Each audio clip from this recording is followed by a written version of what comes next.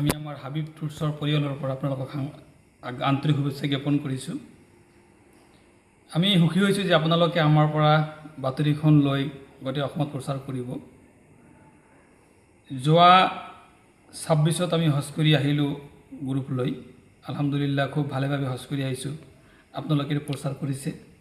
আমাৰ অসমৰ চুকে কোণে কথাখিনি গুচি গৈছে যে অসমৰ হাবিব টুৰ্ছ এণ্ড ট্ৰাভেলছ কোম্পানীটো দীৰ্ঘ কেইবাবছৰৰ পৰা হাজীসকলৰ লগত হজ আৰু উমৰাহৰ কাম কৰি আহিছে আৰু এইটো এটা চৰকাৰৰ নিৰ্ভৰযোগ্য চৰকাৰী পুঞ্জনভুক্ত এটা কোম্পানী, যিটোৱে হাজীসকলক নিৰানিকৈ সুস্থভাৱে হজ কৰাৰ সুযোগ দান কৰে। আমাৰ এই হাজীসকলক ধুনীয়াকৈ সেৱা দিয়াৰ বাবে চৰকাৰে আমাক এইবাৰ 100খন চিট প্ৰদান কৰিছে, যাৰ কাৰণে আমি চৰকাৰক ধন্যবাদ জ্ঞাপন কৰিছোঁ।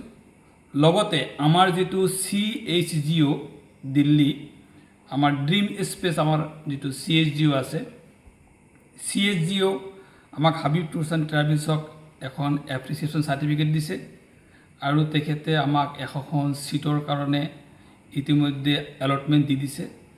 আমি সেই 100খন চিটৰ ভিতৰত আমি 50টা চিট মক্কাৰ হাৰাম শ্বৰীফৰ একেবাৰে জিৰ' ডিষ্টেঞ্চত অৱস্থিত মক্কা টাৱাৰ যিটো হোটেল, ফাহাদ গেটৰ অৰ্থাৎ হাৰাম শ্বৰীফৰ 79 গেট 79 নম্বৰ গেটৰ সন্মুখত যিটো অৱস্থিত মক্কা টাৱাৰ, সেই মক্কা টাৱাৰত যিটো হজৰত আবু বকৰ ছিদ্দিক ৰাদিয়াল্লাহু আনহুৰ ঘৰ আছিলে, সেইখন হোটেলত আমি এবাৰ চিট লৈছোঁ, যাতে আমাৰ অসমৰ হজযাত্ৰীসকলে ধুনীয়াকৈ মক্কাত থাকি তেখেতৰ হজখিনি পালন কৰিব পাৰে।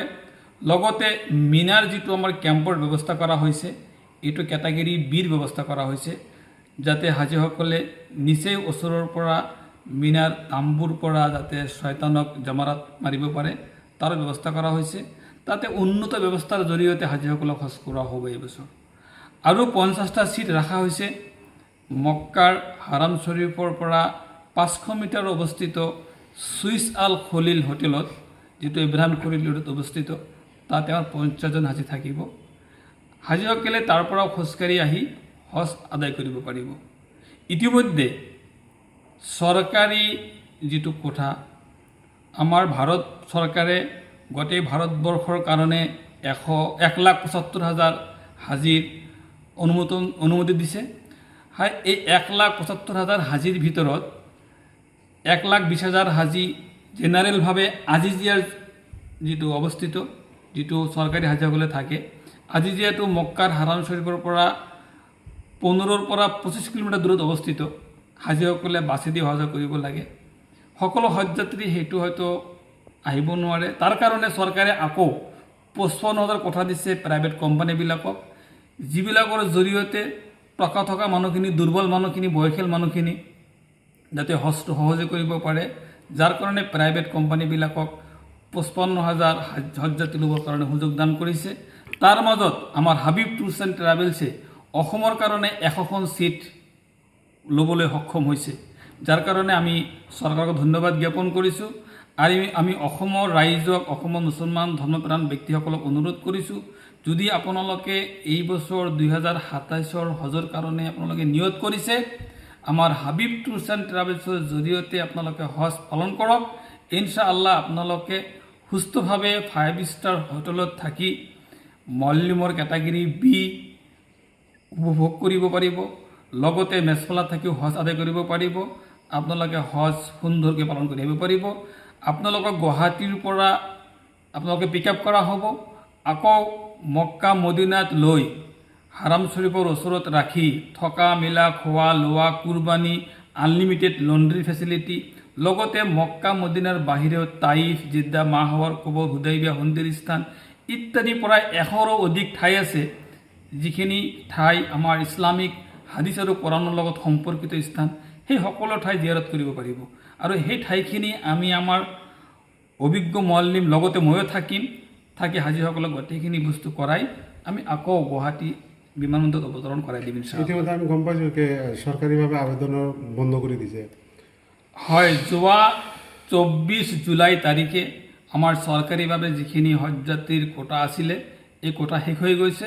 এতিয়া চৰকাৰীভাৱে হজৰ আবেদন কৰিব নোৱাৰিব, কিন্তু আমাৰ প্ৰাইভেট কোম্পানীত এতিয়াও আমাৰ হাবিব টুৰছ এণ্ড ট্ৰেভেলছৰ জৰিয়তে আপোনালোকে অহা আগষ্ট মাহৰ 30 তাৰিখলৈকে আপোনালোকে যোগাযোগ কৰিলে আপোনালোকে ছিট পাব।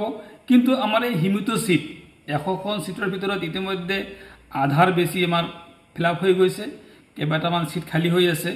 যদি আপোনালোকে সোনকালে যোগাযোগ কৰে ইনশাআল্লাহ আপোনালোকক আমি সুযোগ দান কৰিম। ঠিক আছে।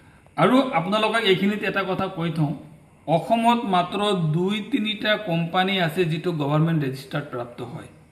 বাকী অধিকাংশই আছে যিটো দিল্লী আৰু বোম্বাই বা গুজৰাটৰ লগত সিহঁতৰ লগত সম্পৰ্কিত হৈ হাজীসকলক বিভিন্ন প্ৰলোভনেৰে প্ৰলাভিত কৰি আপোনালোকৰ পৰা টকা লৈ প্ৰলোভন দেখুৱাই আপোনালোকৰ পৰা টকা ল'ব বিচাৰিব। আপোনালোকে যাতে বিবেক বিবেচনা কৰি সেইসকল এজেণ্টৰ পৰা দূৰত থাকে। ইতিমধ্যে আপোনালোকে পাইছে বিভিন্ন ছ'চিয়েল মিডিয়াৰ জৰিয়তে যে বহু ঠাইত এনেকুৱা কেলেংকাৰী হৈ আছে। আমি অনুৰোধ কৰিছোঁ আপোনালোকে এইবিলাক বিচাৰ বিবেচনা কৰি জানি শুনি হজৰ আবেদন কৰিব।